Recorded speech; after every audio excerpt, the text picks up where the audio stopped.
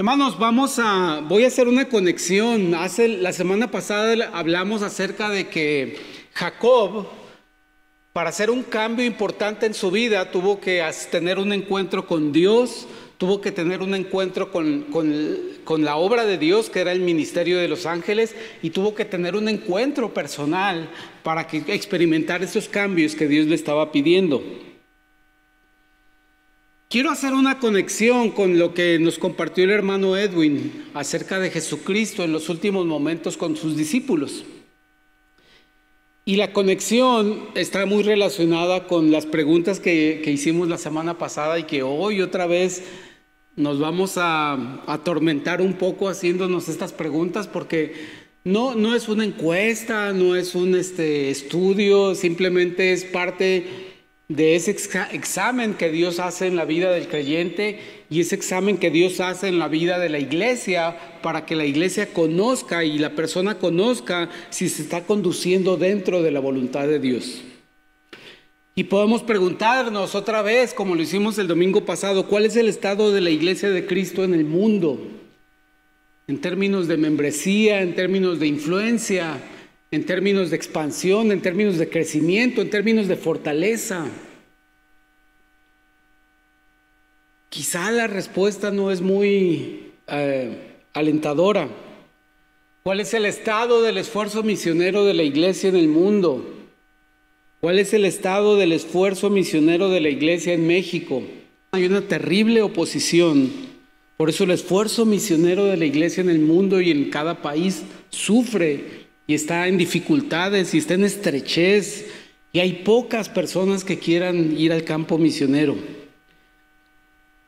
No voy a tomar mucho con las preguntas porque las vimos la semana pasada y es tormentoso pensar y evaluar esto, ¿verdad? ¿Cuál es el estado de la familia como institución en el mundo? ¿Está siendo degradada? ¿Está siendo diversificada la familia como institución? Ahora el mundo y sus filosofías pretenden que haya muchas modalidades y tipos de familia legal, y esto demerita la integridad de la institución que estableció Dios como familia entre un hombre y una mujer. Está en deterioro, hermanos. Nos perturba la manera en la que estamos contestando esta pregunta, porque las respuestas no son venturosas, no son alentadoras. ¿Cuál es la condición emocional o espiritual de las personas a tu alrededor? En tremenda necesidad. No importa que tengan educación, no importa que tengan recursos, no importa que tengan experiencia, la condición espiritual e emocional de las personas a nuestro alrededor se degrada por malos hábitos, por adicciones, por vicios, por mal manejo de las emociones, por no saber contener las emociones y los sentimientos y exteriorizarlos de una manera agresiva y violenta, o simplemente por no exteriorizarlos. En lo personal, gracias Mario, si me vuelvo a hacer estas preguntas, me siento perturbado por la condición en la que se encuentra en cada una de estas áreas, porque son un diagnóstico de la realidad que es adverso para todas estas cosas. Y la semana pasada vimos que en la vida de Jacob, él tuvo que hacer un cambio y tuvo que tener varios encuentros para que su respuesta ante el mundo y su vida y su misión como patriarca del pueblo de Israel fuera distinto. Y es lo que estudiamos la semana pasada, aprendiendo de la experiencia de Jacob, teniendo un encuentro específico con Dios, un encuentro con la obra de Dios y un encuentro consigo mismo que resultó en que él fuera diferente, hasta salió con un nombre diferente de ese encuentro. Pero quiero que sigamos pensando. Yo sé que está mal estar pensando y estar en un estado de perturbación, sentirnos atribulados por las respuestas a estas preguntas, pero lo quiero hacer porque estoy haciendo una conexión con el capítulo 14 que nos compartió Edwin la semana pasada, cuando Jesús en las últimas horas de comunicación con sus discípulos les dijo: yo soy el camino, la verdad y la vida, y nadie viene al Padre sino por mí. Y la conexión está en que cuando Jesús tuvo esta conversación con sus discípulos, de repente les dijo unas cosas, unas breves frasecitas que los dejaron completamente perturbados, los dejaron angustiados, los dejó preocupadísimos por lo que Jesús les dijo en el capítulo 14. Es decir, Cristo les soltó una tras otra 3 situaciones, 3 verdades demoledoras para los discípulos. En el capítulo 13 vemos que de entrada les dijo, ¿saben qué? Ya me voy. ¿Se acuerdan que los invité a que me siguieran? ¿Se acuerdan que los invité a ser pescadores de hombres? ¿Se acuerdan que los invité para darles una nueva vocación? Pues ¿saben qué? Ya me voy. Y luego les dijo después de eso, ¿saben qué? Uno de ustedes es un traidor y me va a entregar ante las autoridades romanas y religiosas. Y pocos minutos después le dice, ¿sabes qué, Pedro? Tú no vas a aguantar pues ya para mañana me habrás negado. Vas a decir que no eres mi discípulo y vas a decirles que no me conoces. Imagínense lo que sintieron los discípulos, que en espacio de breves minutos les dijo Jesucristo, ya me voy. Uno de ustedes me va a dar una puñalada por la espalda y Pedro me va a fallar. Obviamente esto causó dolor, preocupación, porque ellos veían a Pedro como un líder humano. Veían a Pedro como un líder entre ellos que tomaba la iniciativa en muchas cosas. También estaban preocupados porque Jesús ya les había revelado también su propia angustia interna. Dice en el capítulo 13, versículo 21, habiendo dicho esto, Jesús se conmovió en espíritu y declaró y dijo, de cierto os digo que uno de vosotros me va a entregar. Conmovido en espíritu, dice es decir, pues también les compartió él un poquito de su carga, su angustia que tenía. Entonces imaginen como discípulos escuchar este mensaje del maestro, del rabí, del Mesías, del rey. Ya me voy, uno de ustedes es un traidor y Pedro me va a negar. Supongo que en ese momento pensaron los discípulos, pues esto ya se acabó. Esto ya, ¿para qué seguimos en esto? ¿Y qué va a ser de nosotros? Dejamos a nuestra familia, dejamos nuestro trabajo, dejamos las redes, dejamos las barcas. Pero lo cierto es que ya me voy a salir de este modo de desolación y este modo de perturbación. Inmediatamente Jesús pasó a explicarles por qué tenía que ser así. Y esto es típico del Señor en su palabra. Cuando nos suelta una verdad contundente, una verdad que nos confronta, inmediatamente nos explica por qué es para nuestra bendición y beneficio. Jesús intentó consolar a los 12 y calmar esta tribulación que hubo en su corazón. De entrada les dijo 5 razones por las que se iba a ir. Le dijo, bueno, tengo que irme para preparar un lugar para ustedes. Porque como ustedes van a estar eternamente en mi presencia y en la presencia del Padre, por cuanto creen en mí, pues necesito preparar una morada para ustedes. Dijo en el capítulo 14, versículos 1 al 6. Y también era necesario, a través de su ausencia, revelarles al Padre. Jesús solo podía convivir cuando más con 1000 personas a la vez, y eso era una comunicación no muy eficiente. Jesús estuvo con un grupo de 12, de 40, de 70, pero no era una comunicación muy eficiente. Para revelarle al Padre, al mundo, necesitaba Dios utilizar otro vehículo. Y por eso dice, me voy para que Dios se revele a sí mismo a través de otro vehículo, de otro medio. En tercer lugar, dijo que lo hizo para concederles el privilegio de comunicarse directamente con Dios. Es decir, comenzar una vida de comunicación con Dios que se llama vida de oración, que debe ser una constante y un flujo continuo, no solo de palabras, sino de emociones, de sentimientos, de expectativas, de admiración para con Dios. También les dijo lo más importante y en lo que se centra este mensaje, les dijo que tenía que irse para enviar al Espíritu Santo.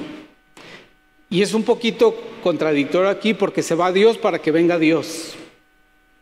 Se va Dios humano Dios divino, Hijo, se va, pero viene el Espíritu Santo, que es Dios. Y dijo que era necesario esto.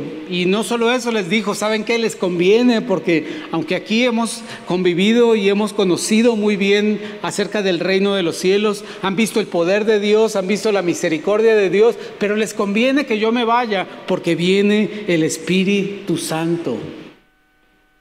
El Espíritu Santo es la personalidad de Dios y la persona de Dios manifestada de una manera completamente diferente a lo que era Dios hombre en Jesucristo. Y también dijo que se iba para darles su paz, porque otra vez Jesús solo podía sanar a 100, quizá 200 en un día, quizá podía consolar a 100, 200 en un día, quizá podía darles las buenas nuevas del reino de los cielos a 1000, 2000 en un día, pero el Espíritu Santo lo iba a hacer de otra manera, iba a traer paz a los corazones en toda latitud y longitud del planeta. Una vez que les explicó por qué se tenía que ir el Señor Jesús, ellos se movieron de ahí, porque el capítulo 14 termina diciendo, levántense y vámonos de aquí, lo cual sugiere que se levantaron de ahí, y los siguientes 2 capítulos van en movimiento, van caminando, pasan por el huerto de Getsemaní, quizá pasan por el templo. Ese era el trayecto que había hasta donde iban a celebrar la última cena. Y en ese camino, en esa caminata, en esa plática, quizás se sentaban un rato en el camino. Jesús les comunica otras 3 cosas, porque les explicó estas 3 cosas, pero obviamente no las iban a entender cabalmente, no las iban a entender a detalle.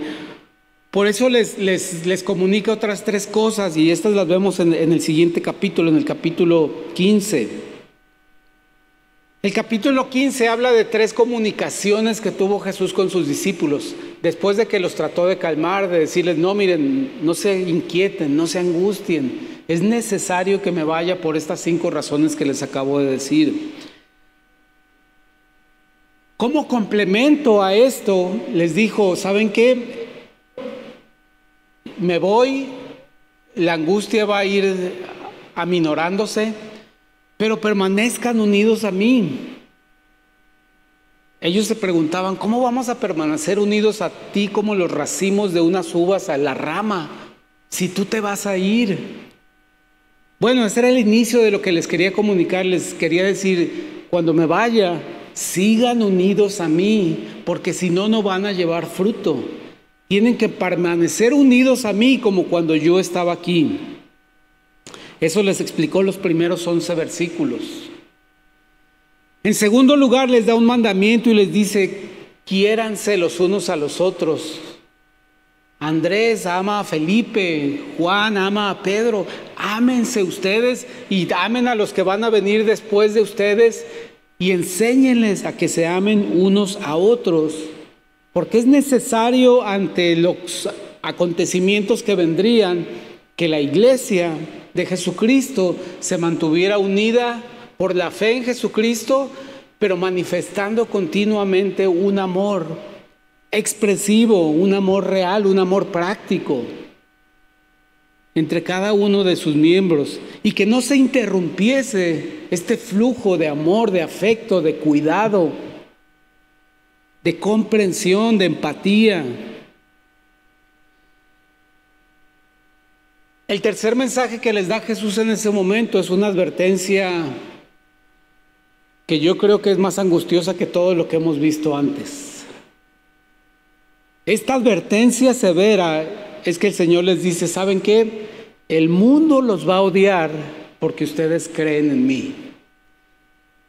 El mundo los va a aborrecer porque ustedes dicen que son mis discípulos. El mundo los despreciará porque ustedes quieren aprender de mí y quieren vivir sus vidas en obediencia a mí.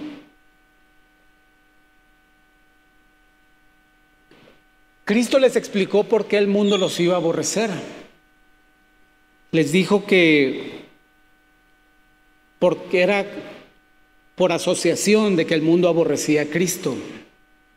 Y nosotros le pertenecemos a Él. Por eso dice 1 Juan 3:13, hermanos míos, no os extrañéis si el mundo os aborrece.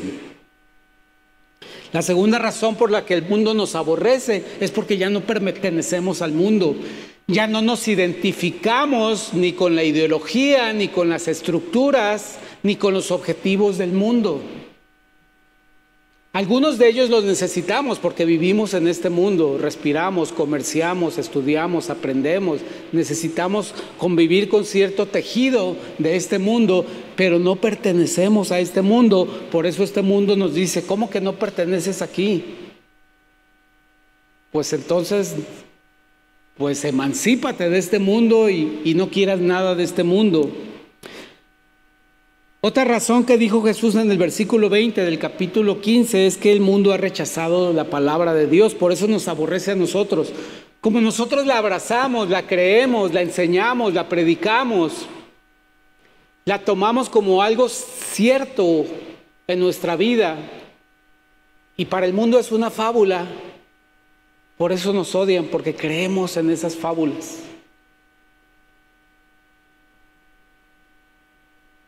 Y la cuarta razón, que quizá es de más fondo, el mundo nos odia, nos aborrece, porque no conocen al Padre.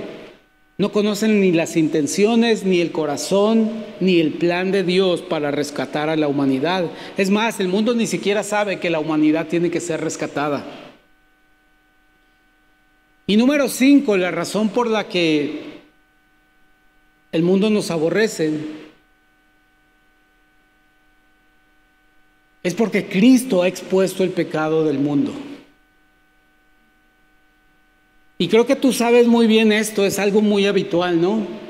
Si tú expones a una persona una debilidad, un error, una falla que cometió, un defecto de esa persona, lo expones ante su círculo de amigos, esa persona se llena de enojo, se llena de furia. Y buscará muchas maneras para desmentirte, para desacreditarte. Y el mundo odia a Cristo porque Cristo vino a exponer el pecado del mundo. Entonces, todo este paquete, hermanos, es otro motivo de angustia para nosotros. Pero también motivo de angustia es decirte esto. Si el mundo no te odia y te aborrece, es porque quizá estás siendo cristiano encubierto. Quizá no le estás manifestando al mundo que eres creyente y por eso te aceptan como si nada. O quizá estás hecho, amoldado y con la misma forma del mundo y por eso ni se dan cuenta. Te ven como igual, por eso no te aborrecen. Pero si deliberadamente, intencionalmente manifiestas al mundo que eres creyente, va a haber esta respuesta en virtud de que el mundo aborrece a Cristo. En virtud de que nosotros le pertenecemos al Cristo, no al mundo. En virtud de que el mundo ha rechazado la palabra de Dios, de que desconocen el corazón del Padre y de que están enojados con Cristo porque ha expuesto el pecado del mundo. Esta es la realidad de muchos, cuando tú ves muchos filósofos, sabios, ideólogos, que están en contra de Dios, son acérrimos enemigos de Dios. Muy probablemente si escarbas un poquito en su vida, verás una situación que la Biblia señala como pecado. Y no habría que buscar mucho en ellos, realmente todo el mundo está contaminado por este pecado, por nacimiento y por acción y por decisión. Pero esta es la otra realidad angustiosa, que estamos en un mundo que no nos quiere, no aprecia nuestra fe ni nuestra devoción por Cristo, no aprecia nuestro compromiso ni nuestra lealtad por Cristo. Bueno, sí la aprecia siempre y cuando no hagamos olas, siempre y cuando lo mantengamos en privado, siempre y cuando lo reservemos para nosotros mismos. Pero cuando interfiere con sus planes, interfiere con sus ideas, cuando se opone a su moralidad, entonces sí hay un gran problema. y empiezan a detestar a los creyentes como detestan a Cristo. Los discípulos no entendían por qué Cristo los tenía que dejar. Por eso Él empezó a demostrarles por qué era necesario y por qué vendrían mayores bendiciones si Él se fuera. Porque Él anunció algo muy importante, y en esto centro las últimas ideas de mi mensaje. Jesucristo estaba presentando ahora otra parte del plan de Dios, otra parte del plan de redención de Dios, otra parte de la reconciliación con Dios, que era la llegada permanente del Espíritu Santo a la vida de un creyente.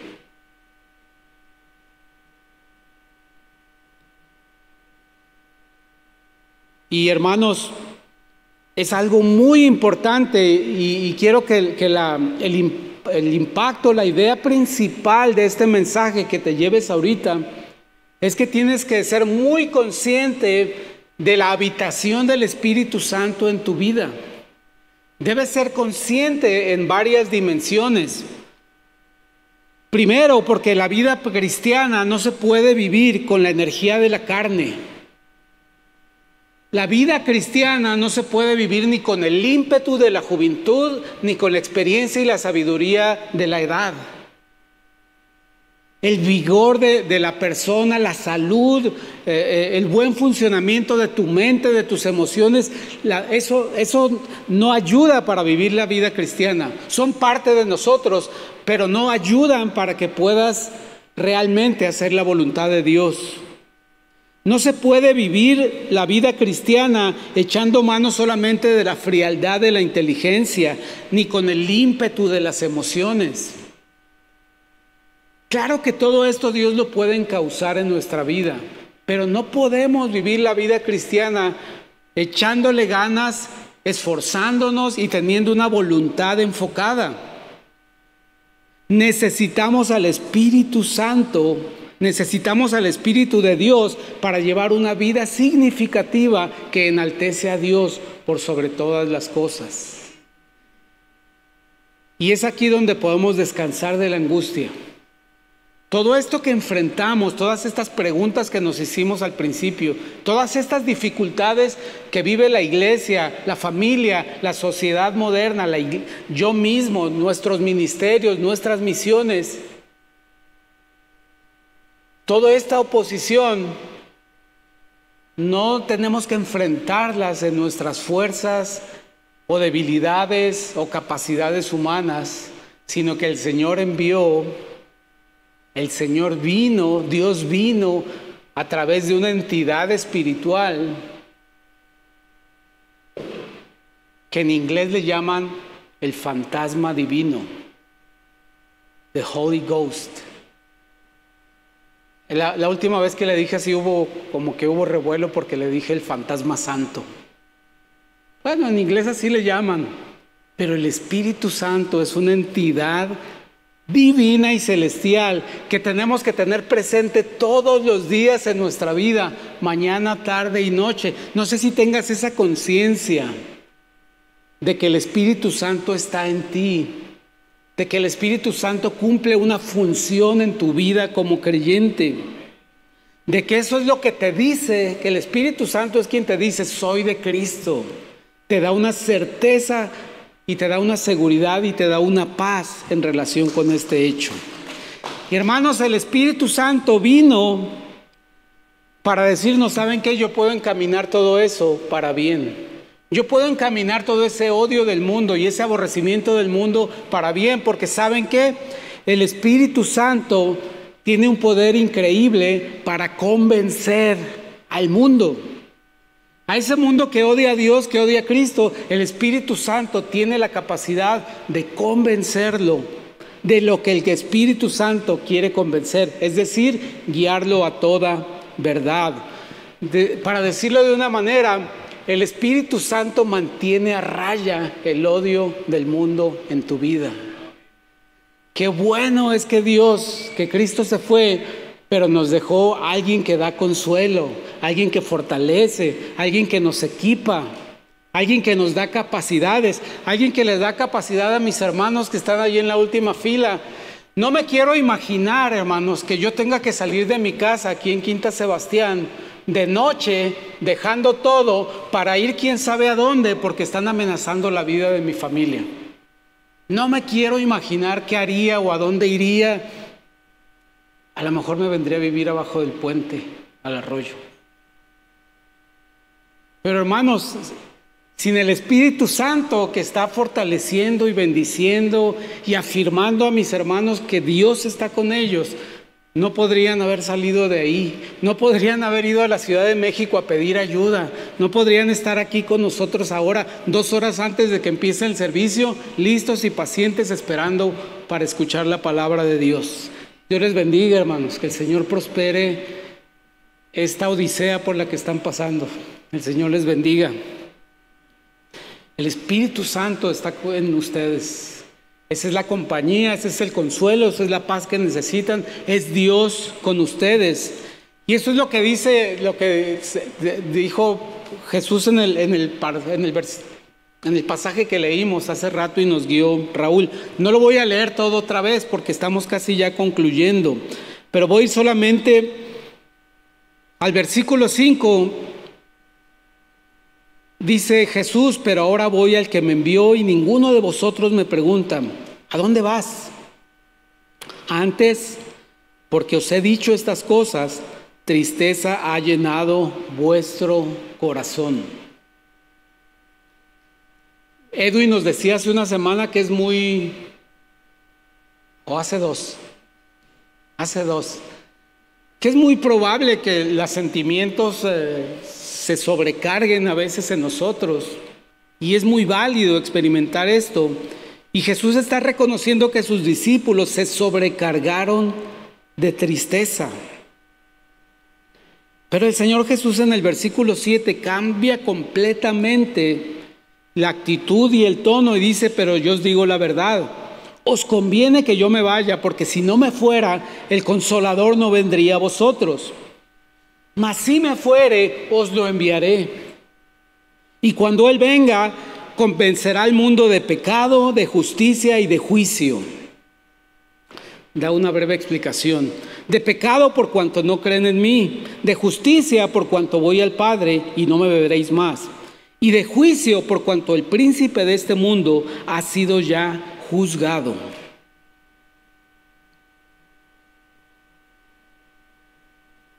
Y entonces les dice: no se preocupen, me voy yo, pero viene alguien que les conviene más, porque tiene una manera de actuar diferente, tiene una manera de actuar que no está limitada al cuerpo de Jesucristo. Jesucristo no era omnipresente, el Espíritu Santo es omnipresente, está en ti, está en mí, está en China, está en Chiltepín, está en todo lugar donde encuentra la fe y donde cada persona le pide perdón a Dios y en arrepentimiento pone su fe en Dios. Jesucristo les había hablado de no solamente del odio del mundo, sino de la persecución del mundo. El odio tomaría una forma de persecución. La persecución es apresar y exterminar, buscar y destruir, buscar y eliminar. Pero no les había explicado cuál era la fuente. Toda la fuente de la persecución de los cristianos fueron las autoridades religiosas de su época. Aquellos que decían: no, así no se comunica uno con Dios, tiene que ser como yo digo. No, así Dios no te va a hablar, me va a hablar a mí y yo te voy a pasar su mensaje. Es decir, cuando hubo contradicción de las autoridades religiosas, y esto es cierto en cada etapa, hay persecución. También les explicó la razón de la persecución, que era la ignorancia y el odio del mundo. Esto ya hablamos a detalle de esto. Pero ahora nos dice y nos da esperanza el Señor al decir: ¿saben qué? Me voy, pero viene un Espíritu Santo que puede convencer al mundo, que va a cambiar las ideas y los sentimientos y las convicciones del mundo. Cuando vimos en la Biblia que el Espíritu Santo trae convicción de pecado, que es lo primero que dice aquí, que el Espíritu Santo convence al mundo, primeramente de pecado, Es un gran alivio para la iglesia no tener que convencer a alguien que es un pecador, ¿verdad? Al contrario, esa es una buena receta para que te odien más cuando le señalas a alguien su pecado. Porque esa no es la función. Nosotros tenemos que proclamar que hay una solución para el pecado, hay un Salvador que llevó el pecado de todos nosotros en la cruz. Pero hay que ser específicos en esto. El Espíritu Santo vino a convencer al mundo de pecado, pero no de los pecados particulares e individuales, de que eres ladrón, de que eres infiel, de que eres mentiroso, de que no eres confiable, de que eres traidor. No, esos no son los pecados que el Espíritu Santo vino a convencer. Para eso está la conciencia. Para eso el conocimiento de la ley y el mandamiento de Dios, procesado por nuestra conciencia, nos hace ver, ay, sí, soy transgresor, sí tengo la culpa de esto, sí ofendí a Dios con esto. Pero el Espíritu Santo viene a convencer al mundo de que es incrédulo de Jesucristo. Ese es el pecado que viene a convencer el Espíritu Santo, no de pecados individuales.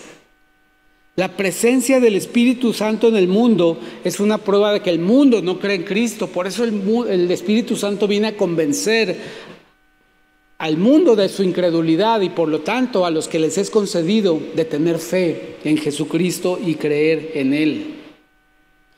Porque realmente el pecado que condena al alma después de Cristo es la incredulidad en Cristo. De hecho, sobre eso se basa el juicio. El juicio que cuando venga mi muerte no va a ser si mentí o si robé o si hice esto o aquello. El juicio va a ser, creíste en Cristo como tu Salvador y Señor.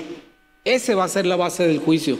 Por eso es lo que convence el Espíritu Santo. Segundo lugar, el Espíritu Santo convence al mundo de justicia.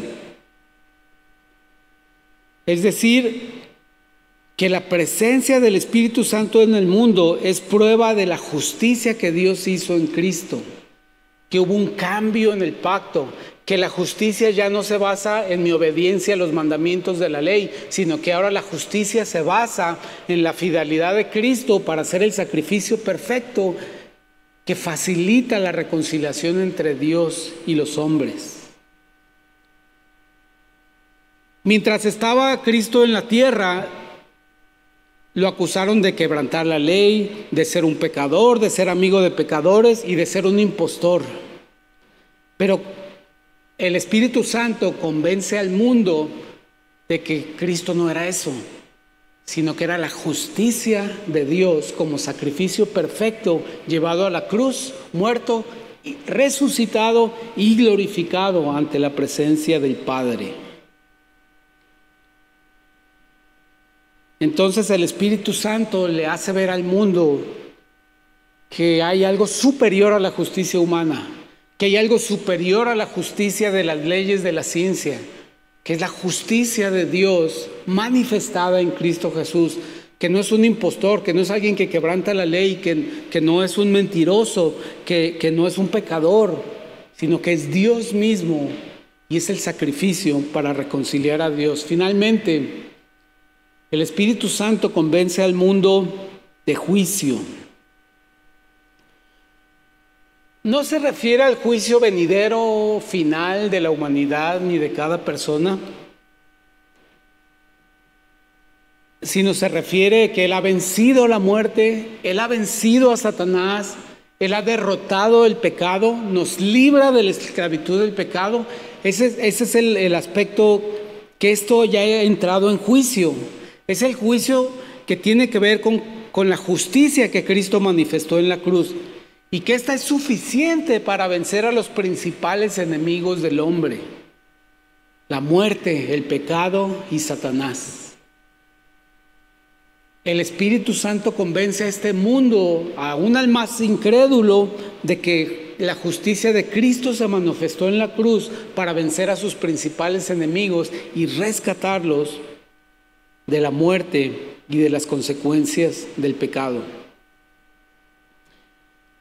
Los próximos 2 mensajes seguiré hablando del Espíritu Santo, pero así como para darnos una probadita de que ¿Qué es lo que hace el Espíritu Santo? Porque mi objetivo, a fin de cuentas, es que seas más consciente de que el Espíritu Santo está en tu vida y de una verdad increíble en la vida del creyente. Y la verdad es esta: tú puedes estar lleno de posesiones, puedes estar lleno de felicidad, puedes estar lleno de buenos sentimientos, puedes estar lleno de emoción si practicas un deporte, una actividad muy emocionante. Pero lo que nos dice la palabra de Dios, y algo increíble, es que podemos ser llenos del Espíritu Santo. Y quiero que explores junto conmigo esta pregunta: pastor, ¿qué significa ser lleno del Espíritu Santo? No sé si he sido lleno del Espíritu Santo. No sé si mi tanque del Espíritu Santo está a la mitad, a un cuarto, o me quedan nomás 5 kilómetros para recorrer. ¿Qué es esto de ser lleno del Espíritu Santo? Quisiera despertar en ti la curiosidad, porque en mis mensajes prefiero generar más dudas que dar respuestas. Que te preguntes esto: ¿qué es esto de ser lleno del Espíritu Santo? ¿Le podría yo explicar a alguien más lo que significa ser lleno del Espíritu Santo porque yo mismo he sido lleno del Espíritu Santo? ¿Qué se siente? ¿Qué se piensa? ¿Cómo se percibe esto? Porque pienso que es algo deseable, ¿no? Yo quisiera ser lleno de Dios. Yo quisiera tener la plenitud de Dios. Yo quisiera tener toda la misericordia y la paz de Dios en mi vida. Bueno, esto nos dice que la palabra nos dice que podemos ser llenos del Espíritu Santo, y lo compara con algo muy extremo que dice: no se llenen de vino, no se llenen de alcohol, no se alcoholicen. Y nosotros sabemos que el alcohol invade todos los tejidos del cuerpo, desde los callos del pie hasta las neuronas. El alcohol pasa por todos los tejidos del cuerpo. Si el Señor hace esa comparación, entonces, ¿qué será ser lleno del Espíritu Santo? Haremos esta búsqueda juntos, pero nos quedamos con lo que dice Romanos 8:26. Y de igual manera, el Espíritu nos ayuda en nuestra debilidad. Pues, ¿qué hemos de pedir como conviene? No lo sabemos. Pero el Espíritu mismo intercede por nosotros con gemidos indecibles. Hermanos, son cosas, no son cosas suavecitas, no son cosas sutiles. Cuando el Señor habla del Espíritu Santo, lo compara con el ser intoxicado con alcohol y lo compara con gemidos indecibles. Significa que el Espíritu Santo es realmente algo importante, y la llenura del Espíritu Santo es algo importante que debe buscar el creyente en su vida. Busquémoslo juntos, hermanos. Bendito Señor, te damos a ti la honra y la gloria, Señor. Y tenemos una profunda curiosidad